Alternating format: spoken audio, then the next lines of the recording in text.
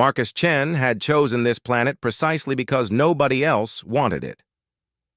Kepler 447b sat at the edge of explored space, a world of dense forests, massive storms, and wildlife that made even the bravest colonists think twice.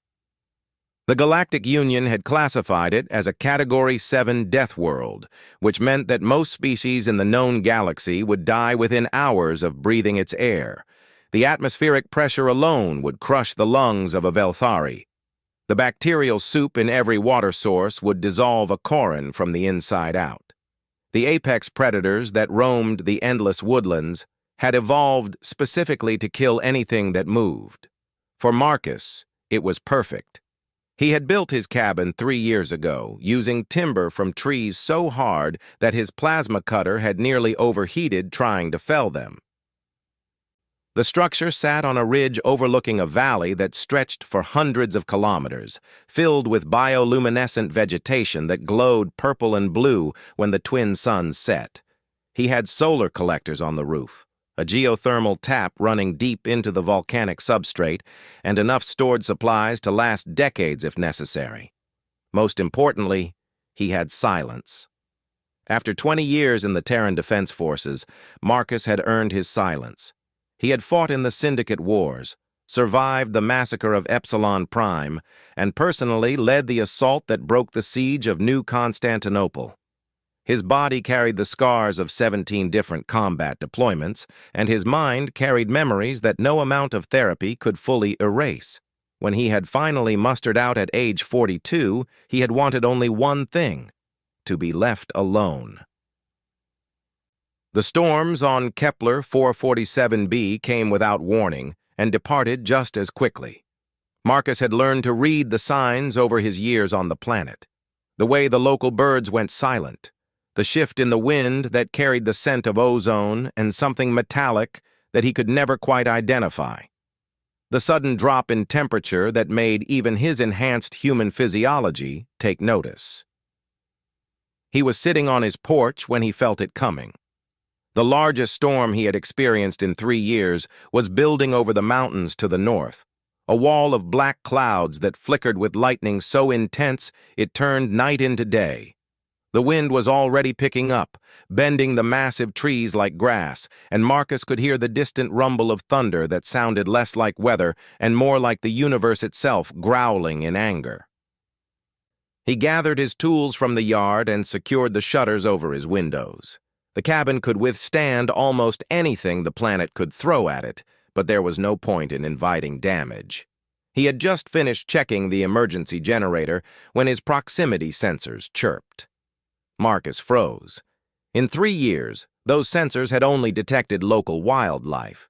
The nearest human settlement was 400 kilometers away, across terrain so hostile that even military-grade vehicles struggled to cross it.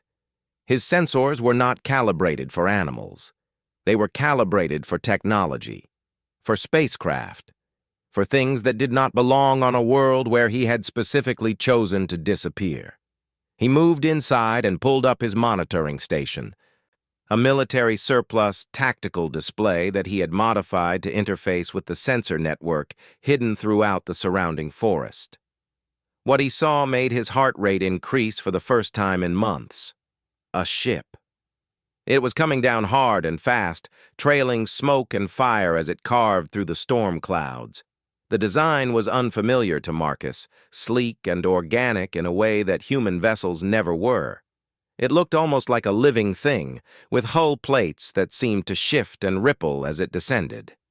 The craft was clearly in distress, its flight path erratic and unstable, and Marcus watched with professional detachment as it disappeared below the tree line approximately 2 kilometers to the east. The impact was audible even over the rising storm. A massive boom followed by the crack and crash of falling timber. Then silence, broken only by the first fat drops of rain beginning to hammer his roof. Marcus considered his options. He could stay inside, wait out the storm, and investigate in the morning. If the crash had killed the occupants, there was nothing he could do for them anyway. If they had survived, they would either make their way to shelter or they would not. It was not his responsibility. He had come to this world specifically to avoid responsibility for anyone other than himself. But old habits died hard.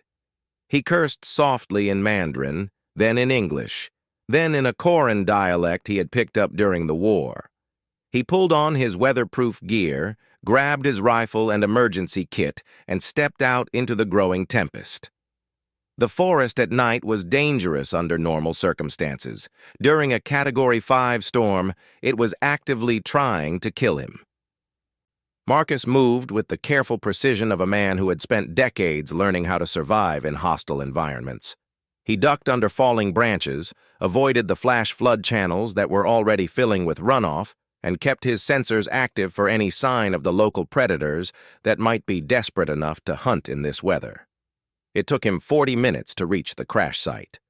The alien vessel had carved a trench through the forest nearly half a kilometer long before coming to rest against a rock formation that had finally stopped its momentum. The hull was breached in multiple places, leaking fluid that glowed faintly green in the darkness. Fires burned in spots where the vegetation had been dry enough to catch, though the rain was quickly extinguishing them. Marcus approached carefully, rifle raised, every sense alert for threats. He found the first body 50 meters from the wreckage. She was tall, perhaps 2.5 meters, with skin the color of burnished copper and hair that seemed to absorb the lightning flashes rather than reflect them. Her features were humanoid but clearly not human, with slightly larger eyes and ears that came to elegant points. She wore armor that looked like it had been grown rather than manufactured, and she clutched a weapon in her lifeless hands that Marcus recognized as a plasma bow. Sylvari. He knew the species, though he had never encountered them personally. They were from a world on the far side of the galaxy, a forest planet that had produced one of the most accomplished hunter cultures in known space. The Sylvari were famous for their tracking abilities, their connection to nature, and their absolute refusal to use technology that they considered unnatural. They were also famous for being exclusively female, a quirk of their biology that had fascinated xenobiologists for centuries. Marcus checked the body for vital signs and found none. He moved on. He found 3 more bodies in quick succession, all silvery, all dead from impact trauma or exposure to the atmospheric conditions. Their copper skin had begun to take on a grayish hue that Marcus recognized as a reaction to the oxygen-rich air. Unlike humans, the Sylvari breathed a nitrogen-heavy mixture. Earth-normal atmosphere was slowly poisonous to them.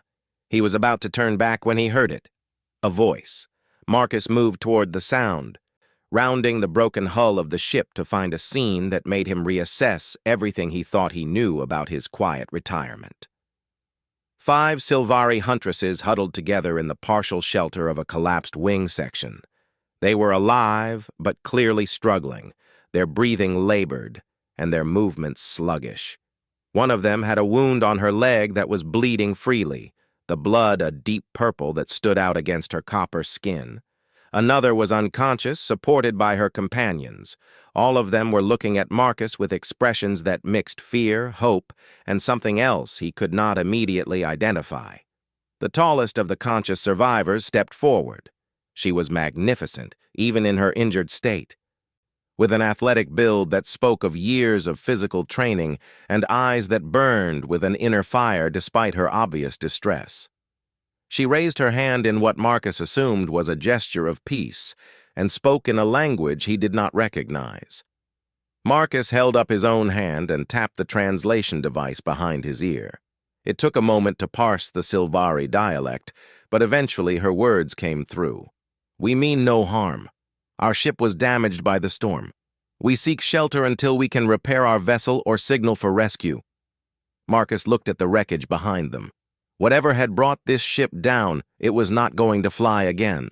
The damage was catastrophic, and even if it could be repaired, these women would not survive long enough in this atmosphere to accomplish it.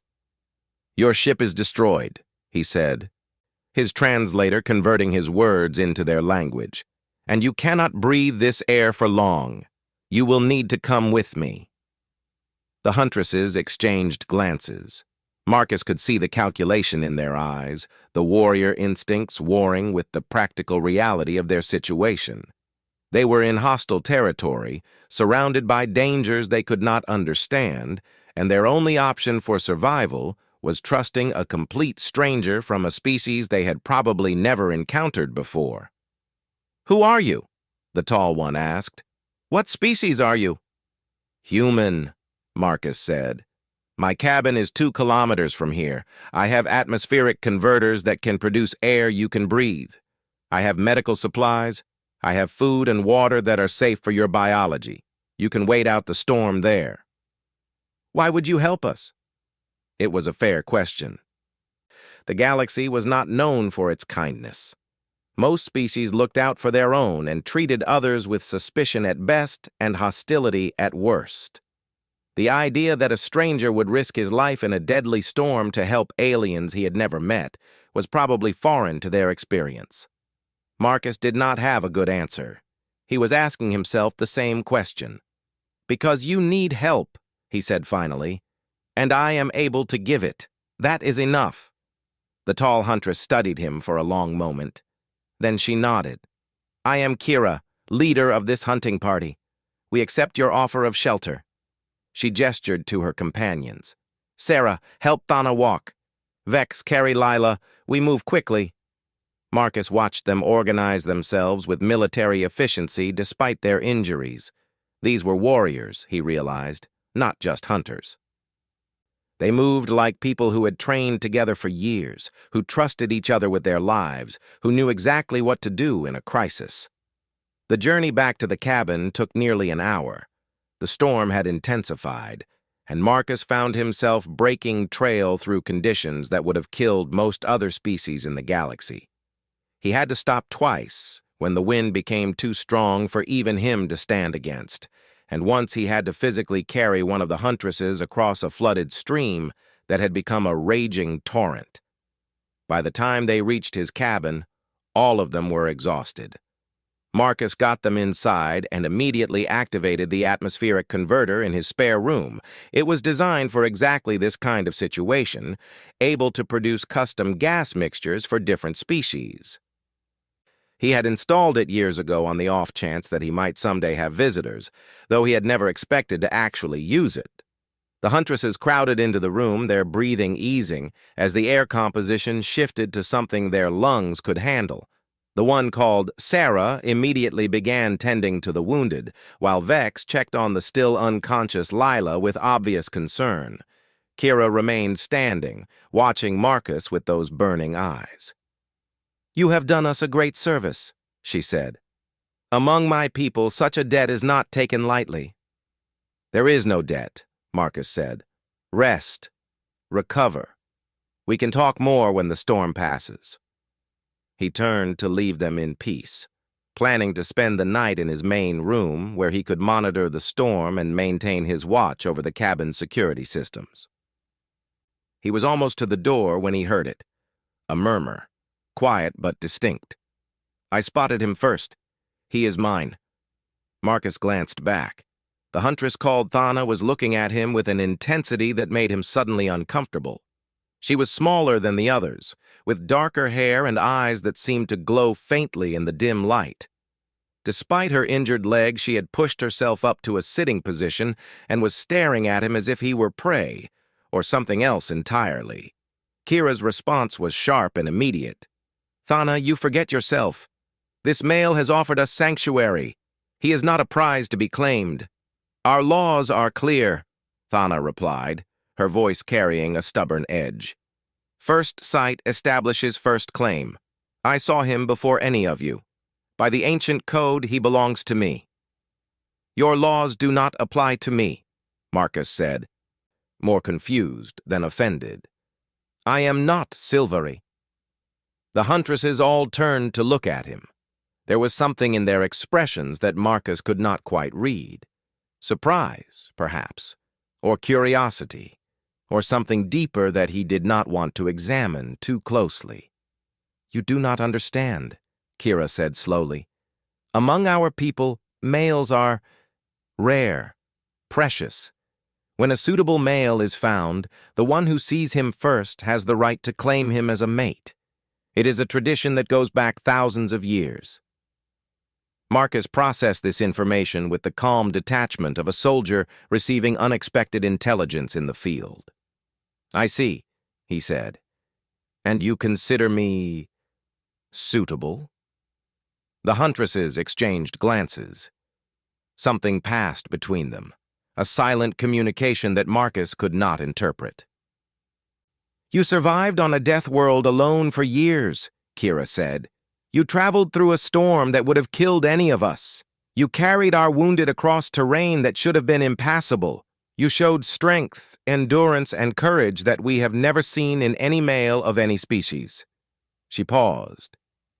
"Yes, we consider you suitable." "Very suitable," Thana added, her eyes never leaving his face. Marcus looked at the 5 alien Huntresses crowded into his spare room. He thought about his quiet retirement, his peaceful solitude, his plan to spend the rest of his days alone on a planet where nobody would ever bother him. The universe, it seemed, had other ideas. "We will discuss this in the morning," he said firmly, "after the storm passes and you have rested. Right now, my only concern is keeping all of you alive. Everything else can wait." He left before any of them could respond, closing the door behind him and leaning against it with a long exhale. Outside, the storm raged with fury that shook the very foundations of his cabin. Inside, 5 alien warriors were apparently competing for the right to claim him as a mate. Marcus had survived wars, assassinations, and more near-death experiences than he could count. But nothing in his military training had prepared him for this.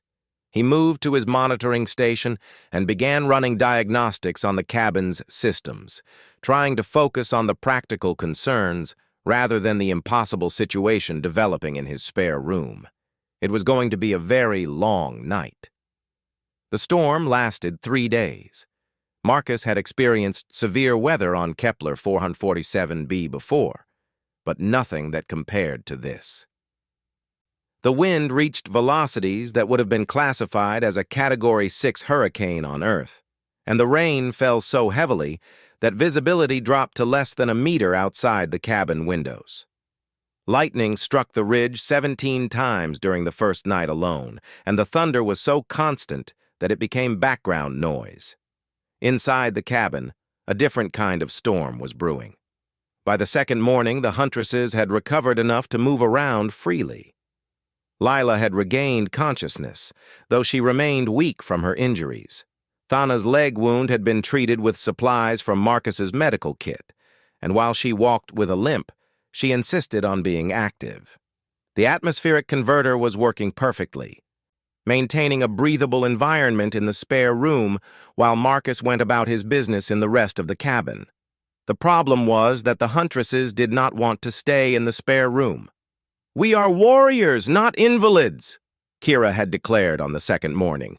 "We will not hide while our host works to keep us alive. Show us how we can help." Marcus had tried to explain that there was nothing they could help with. His systems were automated. His supplies were adequate. The only thing required during the storm was patience and waiting. But the Silvari were not a patient species, and they were certainly not accustomed to being confined in a small space with nothing to do. So they had begun to explore. The cabin was not large by human standards, but it was designed for efficiency rather than comfort. Marcus had a main living area with a kitchen and workspace, a bedroom, a bathroom with recycled water systems, and the spare room that now served as the Huntresses' quarters. There was also a basement that housed his power systems and a small workshop where he maintained his equipment. The Huntresses found everything fascinating. "This device," Sarah said, holding up a handheld scanner that Marcus used for geological surveys. "What is its purpose?" "It detects mineral deposits and underground water sources," Marcus explained. "I used it to find the geothermal tap that powers the cabin." "You built all of this yourself?" "Over the course of 2 years, yes." The Huntresses exchanged glances. Marcus was beginning to recognize these silent communications. They usually meant that he had said or done something that impressed them in ways he did not fully understand. "Among our people," Vex said, "males do not build. They do not labor. They are protected, cherished, kept safe from the dangers of the world." "That sounds boring," Marcus said without thinking. More glances, this time accompanied by something that might have been amusement. "It is our way," Kira said. "Males are rare because of a genetic quirk in our species. Only 1 in every 1,000 births produces a male child. Those males are essential for our survival as a species. They cannot be risked. So they are kept as... what? Breeding stock?" Kira's expression flickered. "That is a harsh way to phrase it, but not entirely inaccurate. Males are given every comfort, every pleasure. They want for nothing. In return, they provide the genetic material needed for our species to continue." Marcus considered this. "And they have no choice in the matter?" "They have choices," Thana said, stepping forward. She had been quiet since their initial conversation about the claiming tradition, but her eyes had never stopped following Marcus whenever he moved. "They choose which females will have the honor of bearing their children. They choose how they will spend their days. They are not slaves. They are treasured." "But they cannot leave," Marcus said. "They cannot choose to be warriors or builders or explorers. They are confined to a single role from birth." The Huntresses were silent. Marcus could see that his words had touched on something uncomfortable, a crack in the foundation of beliefs they had never questioned. "It is the way things have always been," Kira said finally. "We do not question it." "Maybe you should." The silence that followed was heavy with implications. The storm continued to rage outside, but inside the cabin, the atmosphere had shifted. Marcus could feel the Huntresses watching him differently now. He was not just a curiosity or a potential mate. He was something else entirely, a challenge to assumptions they had held their entire lives. That evening, Marcus cooked dinner for all of them. He had learned to prepare food that would be compatible with most humanoid biologies, a skill acquired during his years of military service when he often had to work with allied species. The Silvari diet was primarily protein-based, so he prepared a stew using preserved meat from his supplies and vegetables from his small hydroponic garden. The Huntresses gathered around his table, which was not designed to seat 6 people, but managed to accommodate them with some creative arrangement. They ate with obvious enjoyment, making sounds of appreciation that Marcus found oddly gratifying. "This is excellent," Lila said. She was the youngest of the group, barely past adolescence by Silvari standards, and she had been the quietest since regaining consciousness. "On our world, males are served by females. The idea of a male preparing food for others is unexpected. On my world, everyone learns to take care of themselves," Marcus said. "Gender does not determine capability." "Your world sounds strange," Thana said. "How do your males survive without protection?" Marcus almost laughed. "Human males have been the primary warriors and laborers for most of our history. It is only in recent centuries that we recognized that females are equally capable of any task. Now the distinction barely exists." "Females as warriors?" Sarah sounded skeptical. "That is normal for us, but I assumed human females were like the females of most species, smaller, weaker, designed for nurturing rather than fighting." "Human females are slightly smaller on average," Marcus admitted, "but they are just as capable of fighting, leading, building, or doing anything else. Some of the best soldiers I ever served with were women." The Huntresses processed this information with obvious interest. Marcus could see them reassessing everything they thought they knew about his species. "You are full of surprises, human," Kira said. "I am beginning to understand why you survived alone on this world." "Speaking of survival," Marcus said, "we need to discuss your situation. The storm will end eventually. What happens then? The mood around the table shifted. The pleasant atmosphere of the shared meal gave way to the practical concerns that had been temporarily forgotten. Our ship carried an emergency beacon, Kira said. It would have activated automatically when we crashed. A rescue vessel will be dispatched from our homeworld. How long will that take? Assuming the beacon survived the crash and the signal reached our territory, perhaps 30 days. Maybe more if there are complications. Marcus did the math in his head. 30 days with 5 alien warriors in his cabin. 30 days of navigating the strange cultural differences and the even stranger competition for his affections that Thana had initiated. 30 days of his peaceful solitude being completely disrupted.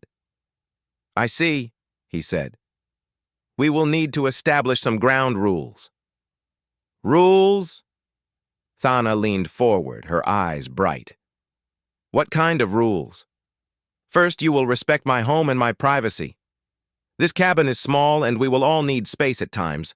Second, you will not venture outside without my guidance. This planet is extremely dangerous and you do not know what threats exist here. Third, he paused, meeting each of their eyes in turn. There will be no more talk of claiming or ownership. I am not property to be won. The Huntresses were silent. Marcus could see the conflict in their expressions, particularly Thana's. He was directly challenging their cultural traditions, and they were not accustomed to being challenged. Among our people, Kira said slowly, a male who refuses a claim must prove he is worthy of making such a refusal. He must demonstrate strength, skill, and wisdom beyond what normal males possess. And if he fails, then he accepts the claim of whoever has the right to make it. Marcus considered this. And if he succeeds, then he earns the right to choose for himself. The claiming tradition becomes a courtship instead. He may accept any of the claimants, all of them, or none. A competition then, Marcus said, but not to own me, to earn the right to be considered. That is one way to view it. The Huntresses were watching him with intense focus. Marcus realized that he had stumbled into something far more significant than a simple negotiation. He was challenging thousands of years of Silvari tradition, and how he handled the next few moments would determine the nature of their relationship for the duration of their stay. Very well, he said. I accept your challenge, but I will set the terms. Name them. Marcus thought carefully. He needed to establish his authority without humiliating them. He needed to prove his worth without creating resentment. Most importantly, he needed to survive the next 30 days without going insane. 3 tests, he said, one of physical capability, one of mental acuity, one of survival skills. You will judge me by your standards in all 3. If I fail any of them, I will accept that I am no different from the males of your species, and I will submit to your traditions. If I pass all 3, you will accept that I am something new, something your traditions do not account for, and you will treat me as an equal rather than a prize. The Huntresses looked at each other. More silent communication passed between them. These terms are acceptable, Kira said finally. But you should know, human, that no male has ever passed such tests. Our standards are designed for warriors who have trained their entire lives. Then I will be the first, Marcus said simply. He stood and began clearing the dishes, signaling that the conversation was over. The Huntresses watched him work, their expressions a mixture of respect, curiosity, and something that looked almost like anticipation. The storm broke on the morning of the 3rd day. Marcus woke to silence. The absence of wind and rain so profound that it seemed louder than the noise had been. He rose and checked his sensors, confirming that the weather system had finally moved on. The damage to the surrounding forest was extensive, but not catastrophic. His cabin had weathered the storm without significant issues. He found the Huntresses already awake, gathered in the main room and looking out the windows at the ravaged landscape. "It is beautiful," Sarah said softly. "Terrible, but beautiful." Marcus joined them at the window. The twin suns were rising through broken clouds, casting orange and gold light across the devastated forest. Trees lay toppled in every direction, and new streams had carved paths through the terrain. But already life was returning. Birds called from the survivors of the timber, and Marcus could see small mammals emerging from their burrows to inspect the changed world. "This planet is alive," he said. "More alive than anywhere else I have ever been. The storms are part of that. They destroy and they create. The forest will grow back stronger." "You speak of this world as if you love it," Lila said. "I do. It is harsh and unforgiving, but it is honest. It does not pretend to be anything other than what it is." The Huntresses were silent, absorbing his words.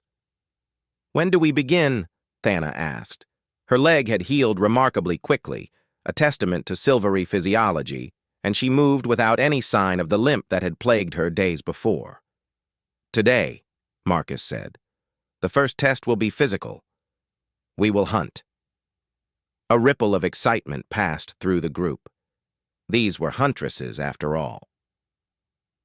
Whatever their other concerns, hunting was the core of their identity. "What prey?" Kira asked. "There is a creature on this world called a shadow cat.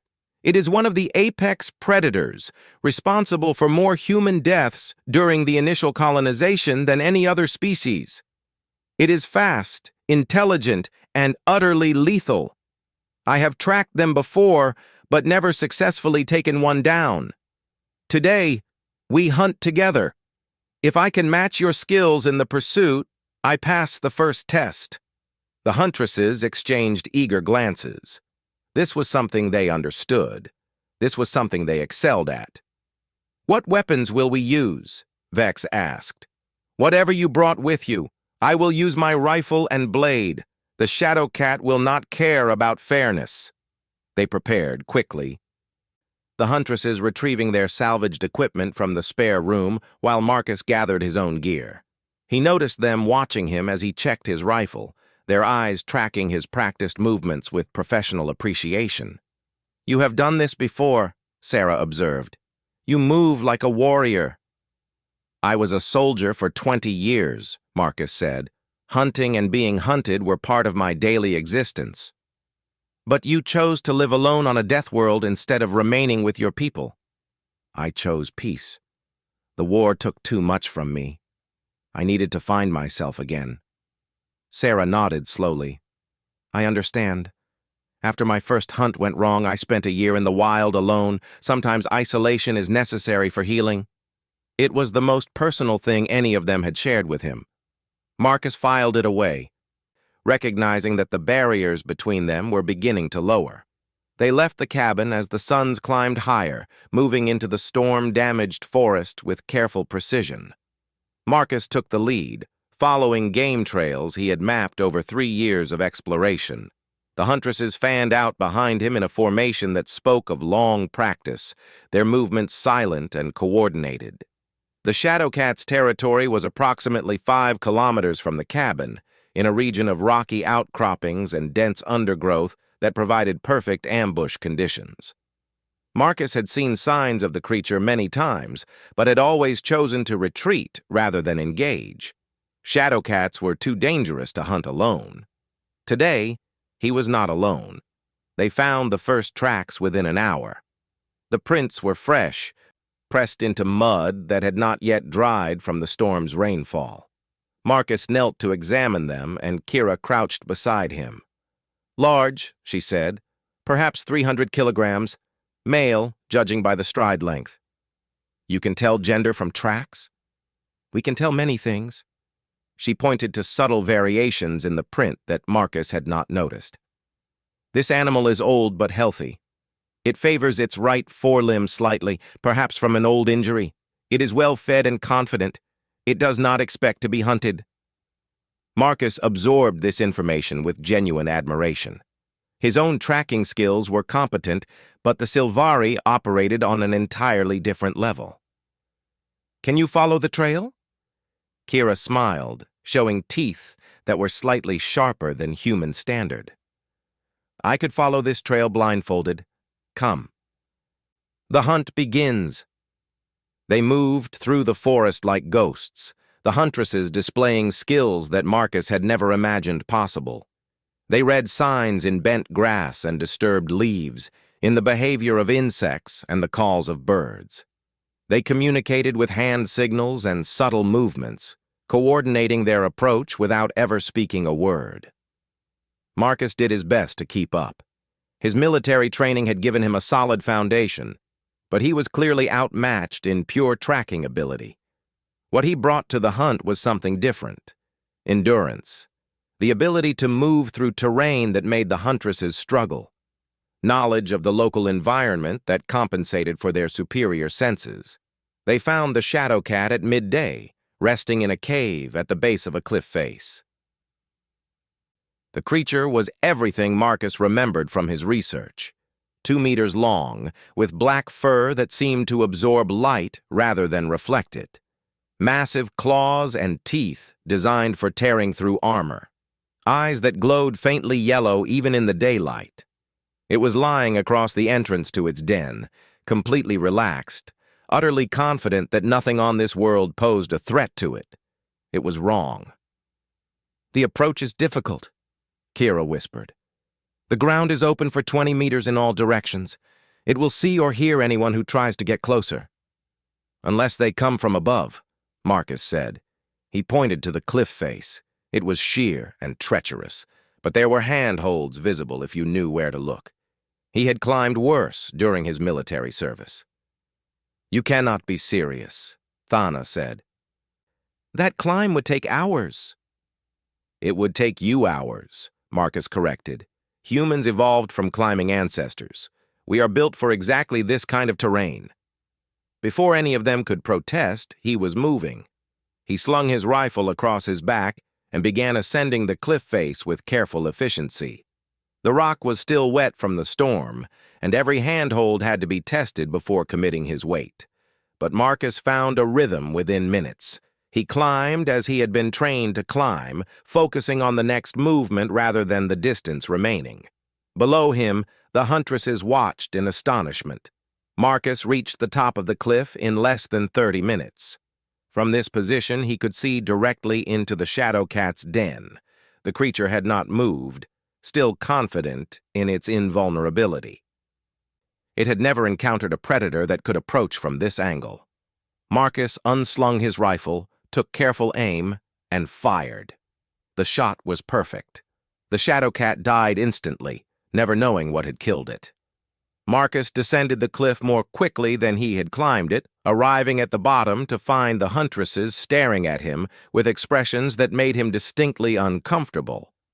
"That was impossible," Vex said. "No one could have made that climb." "Clearly someone could," Marcus said. "I just did. You moved up that rock face like it was a ladder. Your species can do this naturally?" "With training, yes. Humans are generalists. We are not the strongest or the fastest or the most acute in any single area, but we are capable of almost anything if we put our minds to it." The Huntresses looked at each other. More silent communication, more reassessment of everything they thought they knew. "You pass the first test," Kira said finally. "I have never seen tracking and hunting skills combined in such a way.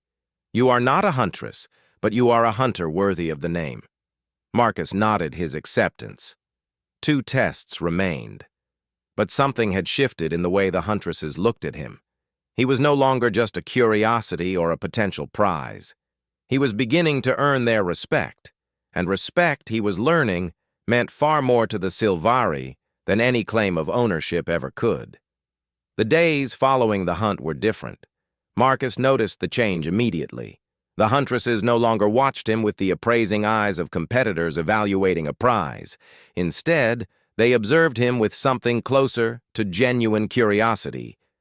trying to understand the creature that had climbed a cliff face like it was nothing and shot a shadow cat from an angle that should have been impossible.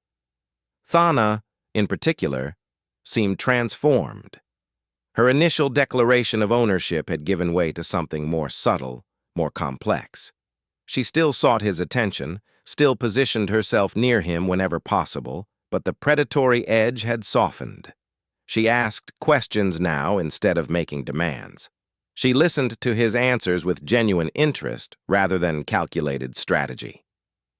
"Tell me about your wars," she said one evening, as they sat on the porch watching the twin suns set over the valley. The other huntresses were inside, preparing the evening meal from the shadow cat meat they had preserved. "That is not a pleasant topic," Marcus said. "I am not asking for pleasant. I am asking for truth. I want to understand what made you the way you are." Marcus considered the request. He had not spoken about his service in years, had deliberately avoided anything that might trigger the memories he had come to this world to escape. But something about Thana's directness, her refusal to accept surface answers, made him want to try. "I enlisted when I was 18, he said. "My planet was threatened by a species called the Syndicate, a coalition of raiders and slavers who preyed on human colonies. They had destroyed 3 worlds before we finally managed to organize a defense." "You fought slavers?" "For 20 years, we pushed them back system by system, world by world. I led assault teams into their strongholds. I watched friends die in ways I cannot describe. I did things that haunt me to this day." He paused, staring at the sunset. "When it was finally over, when we had broken their power so thoroughly that they would never threaten humanity again, I felt nothing. No victory, no relief, just emptiness." Thana was silent for a long moment. "Among my people, warriors who return from great battles sometimes lose themselves. Their bodies come home, but their spirits remain on the battlefield. We call it the walking death." "That sounds about right," Marcus said. "I came here to find whatever part of myself I left behind, to remember what peace feels like." "And have you found it?" Marcus looked at her. In the dying light, her copper skin seemed to glow with inner warmth, and her eyes held none of the challenge that had defined their early interactions. "I thought I had," he said. "Now I am not so sure." The second test came 5 days after the hunt. Marcus had proposed a challenge of mental acuity, and after some discussion, the Huntresses had suggested a game called Stratagem. It was a Silvari competition similar to chess, but with 3-dimensional boards and pieces that could change their abilities based on position. The game was taught to every Huntress as part of their tactical training, and masters of stratagem were revered throughout their culture. Kira was considered a master. They set up the board in the main room, using a portable set that Sarah had salvaged from the wreckage. The pieces were carved from a wood that Marcus did not recognize, and they seemed to shift slightly when viewed from different angles. "The rules are complex," Kira said. "It will take time to explain them all." "Show me a basic game first," Marcus said. "I learn better by observation than instruction." Kira raised an eyebrow but complied. She and Vex played a demonstration match while Marcus watched. His enhanced memory recording every move, every interaction between pieces, every tactical principle that emerged from their competition. The game lasted 40 minutes. Kira won decisively. "Now," she said, resetting the board, "do you understand the basics?" "I believe so. The pieces operate in 3 dimensions, with movement determined by their current position relative to the board's center. Capturing occurs when a piece occupies the same space as an opponent's piece, but certain pieces can only capture other certain pieces. The goal is to trap the opposing leader piece so that it cannot move without being captured." The Huntresses stared at him. "That is essentially correct," Kira said slowly. "You understood all of that from watching a single game? Humans have excellent pattern recognition abilities. and I have been enhanced beyond baseline human norms. Marcus tapped the side of his head. Military augmentations include accelerated learning protocols.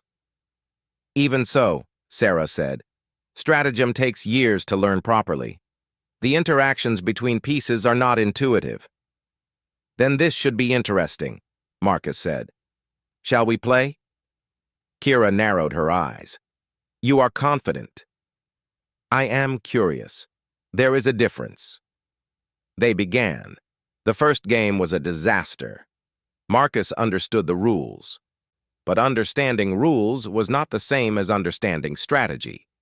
Kira dismantled his defenses with casual efficiency, capturing his leader piece in less than 20 moves. Again, Marcus said. The second game lasted longer. Marcus had identified several of the tactical patterns that Kira favored, and he managed to counter some of her early attacks. But she adapted quickly, finding new angles of assault that he had not anticipated. She won again, though it took her twice as long. Again, Marcus said. The third game was different. Marcus had been studying Kira as much as the game itself. He had noticed the subtle tells that preceded her attacks, the way her eyes moved when she was planning something unexpected, the slight tension in her shoulders when she was uncertain. He used this information ruthlessly, predicting her moves and positioning his pieces to counter them before she acted. Kira realized what was happening midway through the game. Her expression shifted from confident superiority to focused concentration. She began playing defensively, testing his responses, trying to find weaknesses in his adaptation. She found none. Marcus won the third game by a margin so narrow that it might have been luck. But both of them knew it was not luck. He had learned a game in 3 hours that most Sylvari spent years mastering, and he had beaten one of their acknowledged masters. How? Kira asked, staring at the board as if it had betrayed her. How is this possible? Humans evolved as pursuit predators, Marcus said. We survived by outthinking our prey, by learning their patterns and exploiting their weaknesses. Our brains are optimized for exactly this kind of adaptive competition. Give us any game, any system, any challenge, and we will figure it out. It is what we do. The Huntresses were silent. Marcus could see them processing this information, adding it to the growing picture of humanity that was emerging from his demonstrations.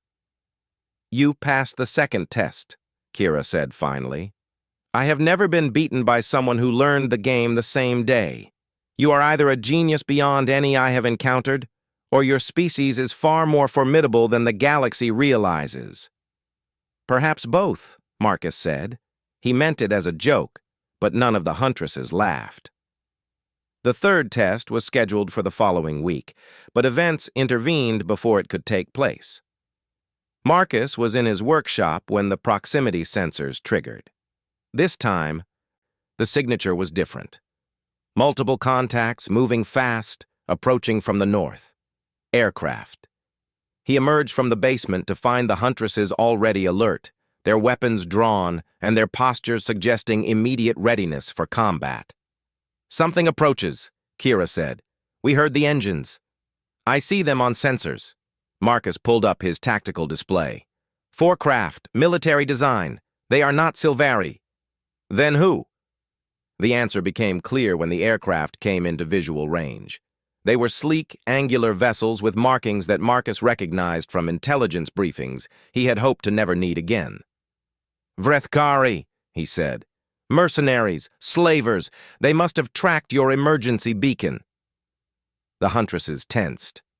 We know of them, Sarah said. They raid the outer territories of our space. They take captives and sell them to whoever will pay. They take females specifically, Vex added. Sylvari females command high prices in certain markets. Marcus felt something cold settle in his stomach. The comfortable dynamic that had developed over the past weeks suddenly seemed fragile, vulnerable. These women had survived a crash, survived a death world storm, survived hunting an apex predator. Now they faced a threat designed specifically to prey on them. "How many warriors do the Vrethkari typically deploy for a capture mission?" he asked. 20 to 40, Kira said. "They prefer overwhelming numbers." Marcus calculated quickly. 6 defenders against potentially 40 attackers. The odds were not good, but he had faced worse odds before, in situations where retreat was not an option. "Get inside," he said. "I have a defensive plan." The Huntresses looked at each other, then at him. "You would fight for us?" Thana asked. "Risk your life against slavers? For us?" "You are guests in my home," Marcus said simply. "And I do not surrender anyone to slavers. Ever." He did not wait for a response. There was too much to do. The next 3 hours were a blur of activity. Marcus activated defense systems he had installed but never expected to use. Automated turrets emerged from concealed positions around the cabin's perimeter. Energy shields flickered to life over the windows and doors. The geothermal tap redirected power to military-grade capacitors that Marcus had salvaged from his old unit's equipment stores. The Huntresses watched with growing amazement as his simple cabin transformed into a fortified position that would have made any military commander proud. "You prepared for this," Kira said. "You expected something like this to happen." "I expected something," Marcus admitted. "Not this specifically. But I learned long ago that peace is an illusion that can be shattered at any moment. The smart warrior prepares for that shattering." The Vrethkari landed just before sunset. They came in force, as Kira had predicted. 32 warriors in heavy armor, carrying weapons designed to incapacitate rather than kill.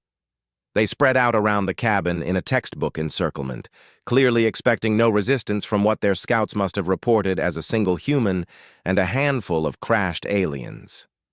Their commander approached under a flag of parley, a tall reptilian creature with scales the color of dried blood.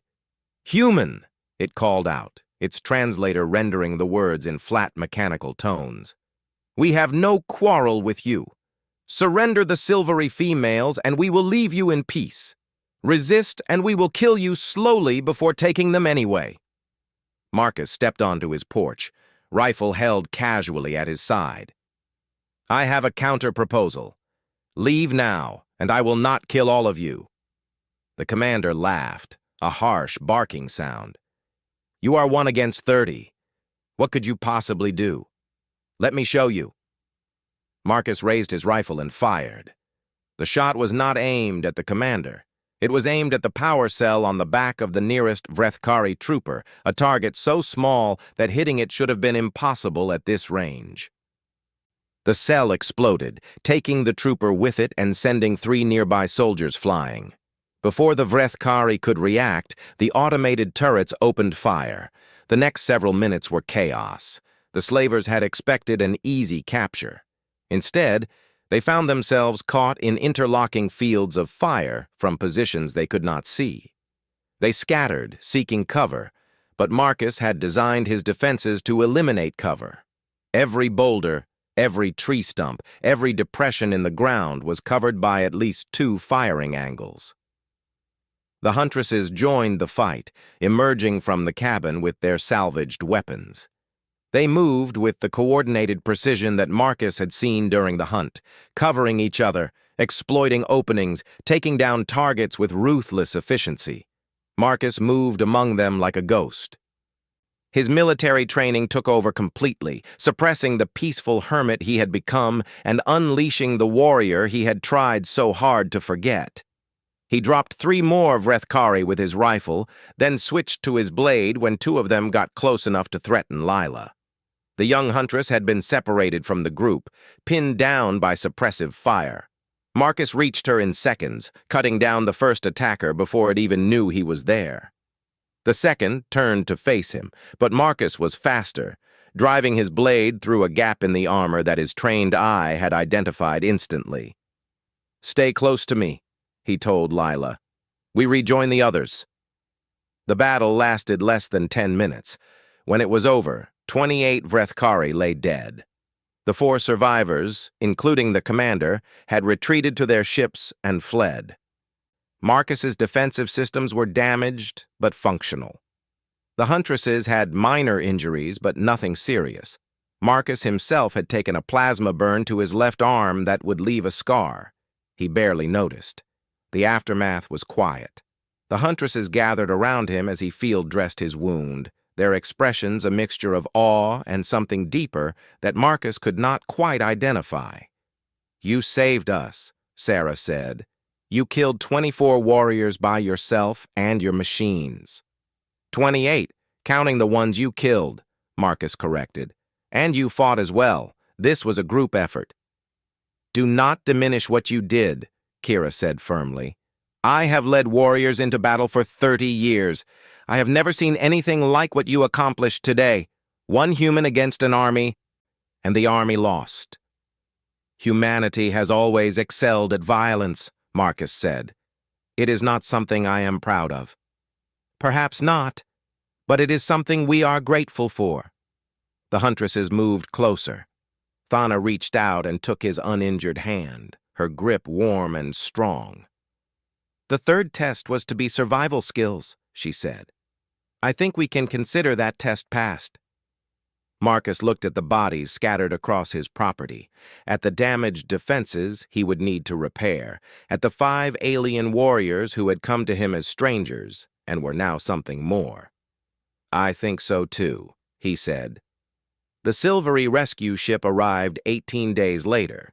It was a massive vessel, clearly designed for war, and it descended through the atmosphere with an escort of fighter craft that spoke of significant military resources.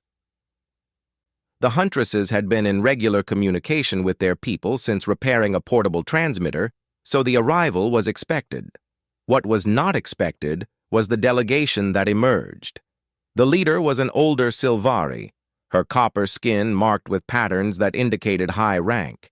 She walked with the confidence of someone accustomed to being obeyed, and her eyes swept across the scene with sharp intelligence. "I am High Huntress Villani," she announced. "I have come to collect my daughters and assess the situation." "Your daughters?" Marcus asked. Villani's gaze fixed on him with sudden intensity. "Kira, Sarah, Vex, Thana, and Lila are daughters of my bloodline. When we received word that they had crashed on a death world and survived with the help of a single human male, I had to see this for myself." Marcus looked at the Huntresses, who had never mentioned that they were related, let alone that they were apparently royalty. They met his gaze with expressions that suggested this conversation was going to be complicated. "We survived because Marcus protected us," Kira said. "He gave us shelter, food, and air to breathe. He taught us things about combat and survival that we had never considered. When slavers came to take us, he killed them." "So I have heard." Villani studied Marcus with the same analytical gaze her daughters had shown. The reports were difficult to believe. A single human defeating 30 Vrethkari warriors, climbing cliff faces that should be impossible, learning stratagem in a single day. Either my daughters are exaggerating, or you are something extraordinary. "I am just a man who wanted to be left alone," Marcus said. "Your daughters crashed in my forest. I did what anyone would do." "No," Villani said. "You did what no one does. The galaxy is not kind to strangers, and humans least of all. Your species is known for many things, but selfless heroism toward aliens is not among them." Marcus shrugged. "Perhaps you should update your information." Villani was silent for a long moment. Then, unexpectedly, she smiled. "My daughters have informed me that according to our traditions, you have earned the right to choose for yourself. They have also informed me that they wish to be considered as potential mates, regardless of whether you accept or decline." She paused. "All 5 of them?" "All 5.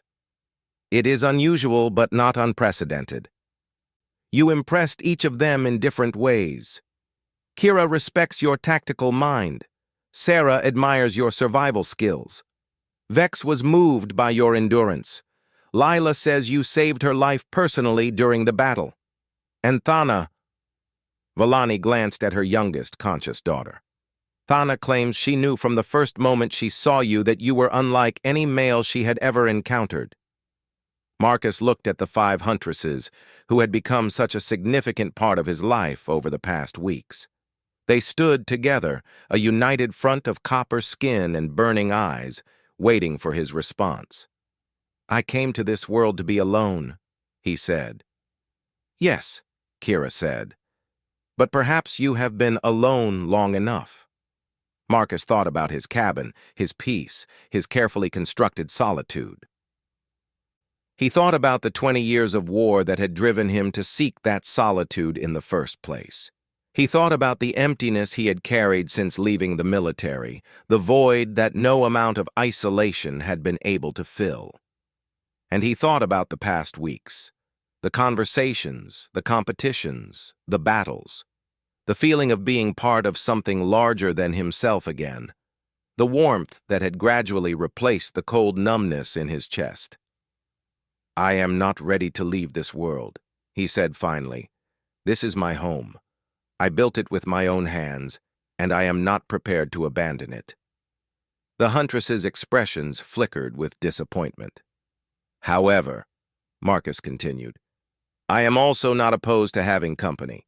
If any of you wish to stay, to learn to survive on a death world, to build something together rather than apart, I would not object." The disappointment transformed into something much brighter. "You would accept us?" Thana asked. "All of us?" "I would accept the possibility of something developing," Marcus said carefully. "No promises, no claims, no obligations, just time. Time to see what we might become." The Huntresses looked at their mother. Vellani's expression was unreadable. "This is highly irregular," she said. "Our traditions do not account for situations like this." "Then perhaps your traditions need to evolve," Marcus said, "just as your daughters are evolving." Vellani was silent for a long moment. Then she laughed, a deep, genuine sound that transformed her stern features into something almost warm. "I think I see what my daughters find so compelling about you," she said. "Very well. Any of my daughters who wish to stay may stay. We will return in 6 months to assess the situation." She fixed Marcus with a stern gaze. "Treat them well, human. They are the future of my bloodline." "I will treat them with the respect they deserve," Marcus said, "which is considerable." In the end, all 5 Huntresses chose to stay. They stood on the ridge together, watching the Silvari ship climb back into the sky. Marcus felt Thana's hand slip into his on one side and Kira's on the other.